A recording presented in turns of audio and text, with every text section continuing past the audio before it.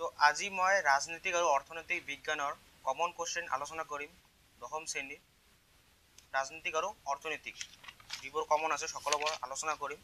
তো প্ৰথম পাঠটো চাব পৰা ভাৰতীয় গণতন্ত্ৰ, এইটো ৰাজনৈতিক বিজ্ঞানৰ হয়।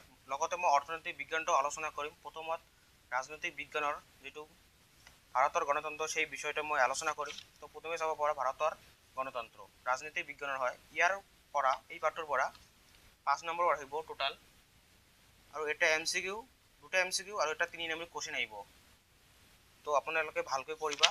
লগতে মই এতিয়া আলোচনা কৰিম এই পাঠটোৰ।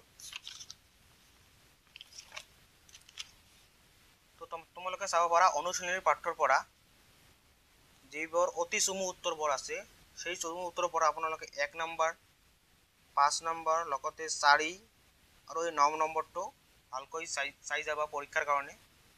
আৰু চমু উত্তৰ প্ৰশ্নৰ পৰা 1 নম্বৰ, 3 নম্বৰ, 4 নম্বৰ আৰু দীঘলীয়া প্ৰশ্নৰ পৰা 2 আৰু 4টো ভালদৰে চাই যাবা। ইয়াৰ পৰা আহিব পাৰে তোমালোকৰ যিটো পৰীক্ষা আছে SSLC পৰীক্ষাত। তো মই এতিয়া নেক্সট পাৰ্টটো আলোচনা কৰিম। এইটো হয় ৰাজনৈতিক বিজ্ঞানৰ আন্তৰ্জাতিক সংস্থা আৰু ৰাষ্ট্ৰসংঘ আৰু অন্যান্য দ্বিতীয় অধ্যয়নটো হয়। এইটো মই আলোচনা কৰিম।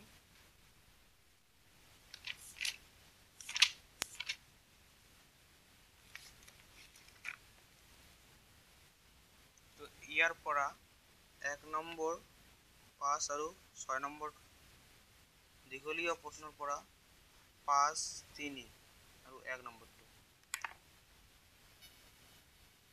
আৰু মুদ্ৰা আৰু বেংক ব্যৱস্থা অৰ্থনৈতিক বিজ্ঞান এইটো পাঠৰ পৰা তোমালোকৰ যিবোৰ অনুশীলনী আছে 1, 8, 4 লগতে 6 নম্বৰটো, আৰু অতি চমু প্ৰশ্নৰ পৰা 8, 1, 5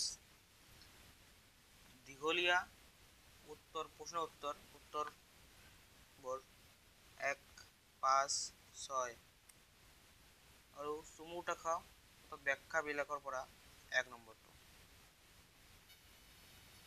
এতিয়া অৰ্থনৈতিক উন্নয়ন অৰ্থাৎ অৰ্থনৈতিক যিটো চেপ্টাৰ আছে তাৰ পৰা প্ৰথম দ্বিতীয় অধ্যয়নটো, আগৰটো আছিল অৰ্থনৈতিক প্ৰথম অধ্যয়ন। অৰ্থনৈতিক উন্নয়ন অনুশীলনীৰ পৰা ব্যাখ্যাৰ পৰা চাবা গ, খ আৰু জ নম্বৰটো, চমু থকা প্ৰশ্নৰ পৰা 6 নম্বৰ আৰু 2 নম্বৰটো, দীঘলীয়াৰ পৰা 7 আৰু 11 নম্বৰ।